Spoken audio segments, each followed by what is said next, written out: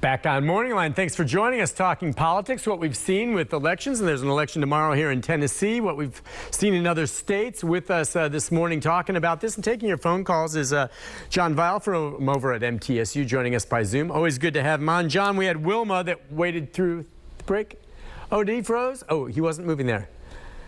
Okay, I'm going to take Wilma for a second. John's camera was frozen there for a moment on Zoom, but we'll free that up, and he should be able to hear Wilma's phone call. And we'll take Wilma. And the line's open, by the way, 737-7587. All right, John's back, and let's listen in. John, this is Wilma on line 3. Wilma, good morning. Hi, Wilma. Hey, y'all. I got two things.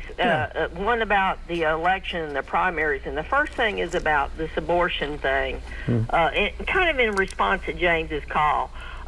Now, it's been a few years since I fact-checked this, but you don't have to have a period in order to get pregnant as a woman, as a girl.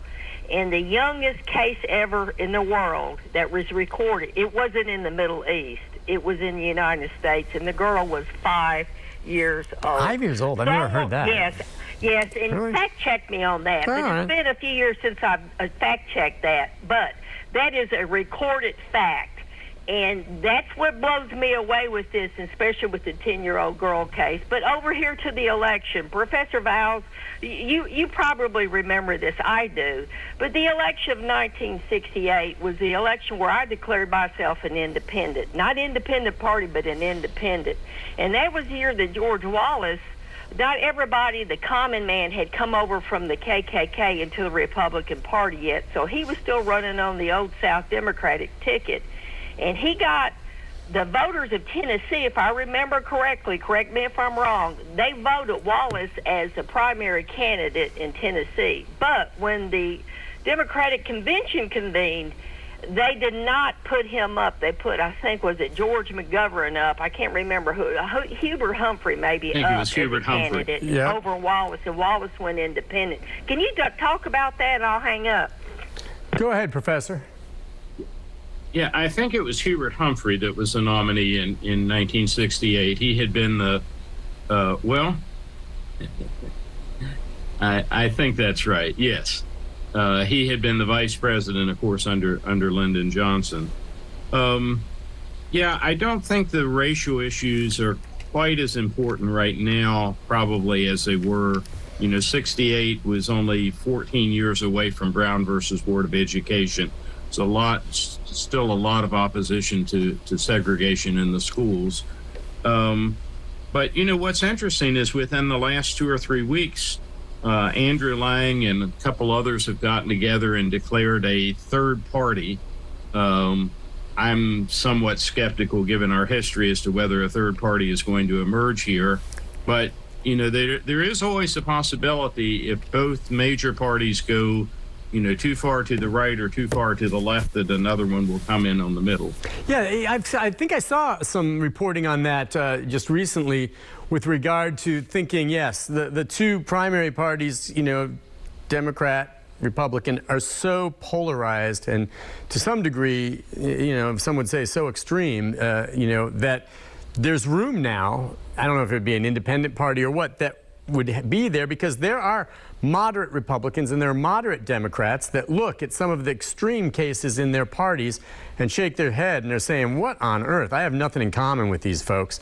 And that there could be a more moderate, and I frankly, and I sure hope, that middle group is the majority of Americans, because there are some nutcases at the extremes in both parties. They just are. And it's stunning to me the power some of these fools have. I believe that the vast majority are the middle there. What would it entail to have, I don't know what it would be called, a moderate party? Well, we'll see. Usually what happens is a third party often will be a one-issue party, or in the case of Wallace, sometimes it's, or Perot, sometimes it's sort of a candidate-led party where once that candidate disappears, you sort of lose the momentum. But often what will happen is if a party, let's say that it's not going to catch on today, but if you had a prohibition party and it started to catch on, what would be more likely would be that one of the two major parties would take the issue, or at least part of the issue, for themselves and undercut the third party. Gotcha. Okay.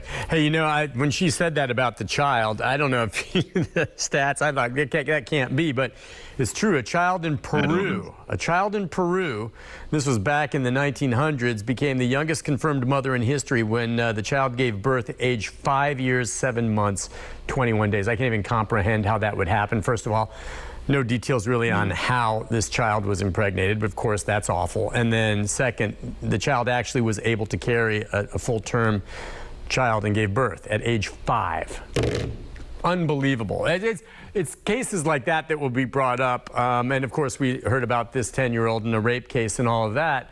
That I think is some of what is going to bring up the continuing debate on where states go on this. And I think it's important to remember that, what the Supreme Court decision did, and you made that clear, Professor Weil, it didn't ban abortions nationwide. It's not federal law. It basically has thrown it to the states. Right. Yeah, I mean, Roe versus Wade in 1973 had essentially said the right has to be provided up through the 6 months, up to the third trimester. And the Supreme Court essentially threw out the trimester system, observing rightly, at least in this respect, that, trimesters weren't mentioned in the Constitution, and the Supreme Court probably isn't a very good medical board for the nation. Right, exactly. We'll take more calls on that, but I wanted to ask you about this other part of it. As we saw in some of the races yesterday, candidates for Secretary of State, and maybe you could first give folks a primer on what exactly, every state has one, what the Secretary of State's job is. We have one here in Tennessee, but it's basically, is it not, to oversee and certify elections, make sure things go well? That's certainly a major job, particularly, after the 2020 elections. And in the case of Arizona, but again, now we're talking about the Republican nominee. Republican nominee, as I understand it, I believe this is the one who's actually a professed member of the Oath Keepers. May have even been in D.C. I don't think he went in the Capitol, but was clearly aligned with that. And it is disturbing if you have someone whose attitude, much like the candidate for governor there on the Republican side, or possible candidate, is, I'm the winner, and if I didn't win, it must be corrupt. Right. I'd hate to have a football game where, both sides came in and said, if we don't win, it's because the other side cheated. Right. That's the thing that disturbs me, and it's just stunning to me that, former President Trump keeps lying about, election fraud. Simply not the case. It's just not. And yet, and I think some of the people who still support him and say, well, yeah, I think they know better, but they don't care because they just want him back in office or whatever, and if you want him back in office because you believe in his policies, but if you actually truly sit there thinking that the election was stolen, you're just wrong. It's been said time and over again. And you've got some of these Secretary of States that were running on the Republican Party that were, have gotten the nomination, that were blatantly, one of them went as far as to say, had he been the Secretary of State at the time, he would have overturned it completely and it would not have gone anywhere. Regardless of what evidence was brought. Now, that is disturbing, and that there's any American that thinks that's okay. I mean, that's, I go to bed at night sometimes, Professor, worried, thinking about our democracy and thinking, these idiots are going to elect these people, like you said, where there's just no evidence whatsoever that, well, we just didn't like the fact that our candidate didn't win, so we're going to say it was bogus and throw that out. If you're in favor of that, you are un-American. And yet I see these people getting elected. What the heck? I wrote an article about this a week or two ago. What's interesting is Trump actually won more votes in 2020 than he did in 2016. The problem for him was that his opponent, who was much more popular than Hillary Clinton had been, also won more votes and won more votes than Trump. And, both in the Electoral College, which Trump had won the first time, but also in the popular vote, which Trump had not won in 2016.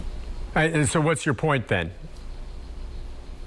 Well, the point is turnout makes a big difference. There were approximately 5% greater turnout in the 2020 election than the 2016 election. And for anybody who's thinking about tomorrow, if It's a long ballot. It's going to take a while. But if you want a chance to make a difference, now's the time to show up. Yeah, exactly. Get out and vote. I do wonder, and yeah, turnout is crucial. And as I said, the abortion issue, especially for Republicans who wanted that overturned by Roe v. Wade, that was a driving force for many of them. In fact, I have friends of mine that I know that was pretty much the single issue why they voted. They didn't pay attention to much else. That is now off the table now. They have, at least for now, they have won, and depending on the state you live in. And meanwhile, on the other side, those who are pro-choice, you know, are all of a sudden, if there's ever a wake-up call, that might be it. I wonder if that ultimately affects turnout down the stretch, where maybe you don't have as much of that conservative turnout because they've gotten what they want, whereas the other side is saying, whoa, this just came up and I guess we didn't see it coming, which if you say that, you're a fool. But I mean, now, does that get them going? Well, and again, you know, it's not settled. Things can change at the state level. One of the things that, you know, if you look at tomorrow, the primary elections in Tennessee, it's likely to be down a bit because we don't have a big referendum issue throughout the state. We don't have a governor's race. We don't have a U.S. Senate race. Now, in the local area, we got, you know, new congressional districts, and there's been quite a bit, as you pointed out, quite a bit of advertising about that, and that'll mobilize some voters. But when you don't have a president and you don't have a governor at the top of the ticket, usually you don't have quite as much turnout as you otherwise would get. Yeah, and it is interesting, as I said, watching some of the ads right now, the back and forth that's really turned heavily negative. From, you know, I mean, there's a lot of negatives. They're not all negative, but a lot of them attacking. And it's just, I'm sitting there watching it, and it's almost, you know, they're trying to, who's more conservative? And they're trying to say, well, maybe this one candidate years ago gave a little bit of money to the Democratic Party. And, you know, there's a lot of people who are in business that give money, by the way, to both parties. They hedge their bets because they're in business, and they give a little bit to both. And I understand it doesn't mean they really support one over the other. They just give to both because that's just good business. But they pull that stuff out. And like, well, you gave money here. And it's all kind of like very superficial and doesn't tell the whole story. And it's negative. What do you think of that? Well, one thing to remember is some of the negative ads are not actually run by the candidates themselves. And often you'll see at the end, you know, this is a PAC supporting this conservative cause, or it's this business group or that. And so some candidates, even if they wanted to have a completely clean completely positive campaign, they can't control, as long as it's not coordinated, they can't control what people might say on their behalf. Yeah, that's interesting. I didn't really think of that, but of course you're right. So these negative ads that come out, they're not run past the candidate, perhaps. If it's an independent group and they're saying, look, we want to support this guy and he's doing just these positive ads and we don't like this guy, we're just going to run some attack ads on this guy. Because I think the average viewer sees that, doesn't realize what you just said, and they think they're being run by the candidate. I mean, I know you hear at the end, this is paid for by. No, you see that and you think, oh, they're running it.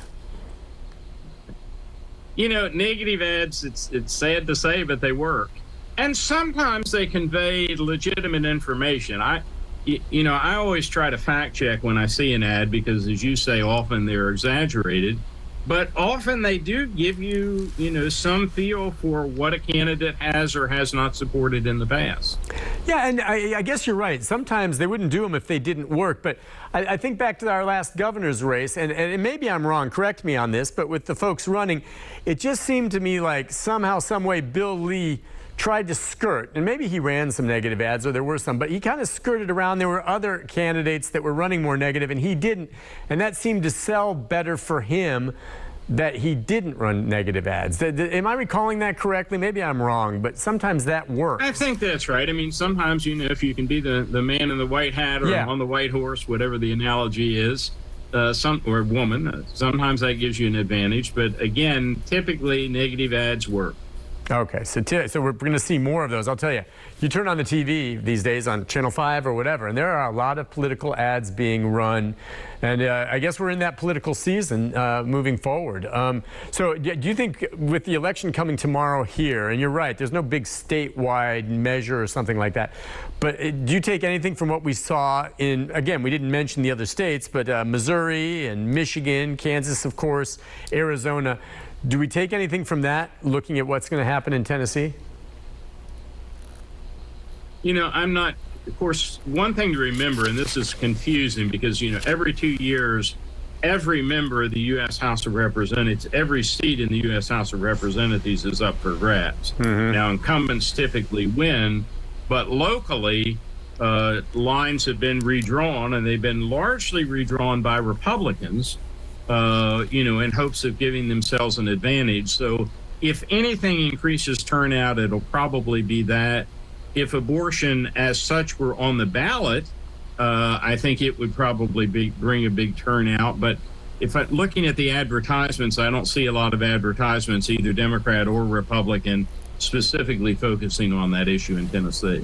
All right, we're going to take a break. When we come back, more of our conversation. We'll talk more presidential politics. Again, just wondering, you know, what's next for former President Trump and Joe Biden as well. We'll talk about some of that. Take some of your phone calls, 737-7587. Back with Professor Weil right after this.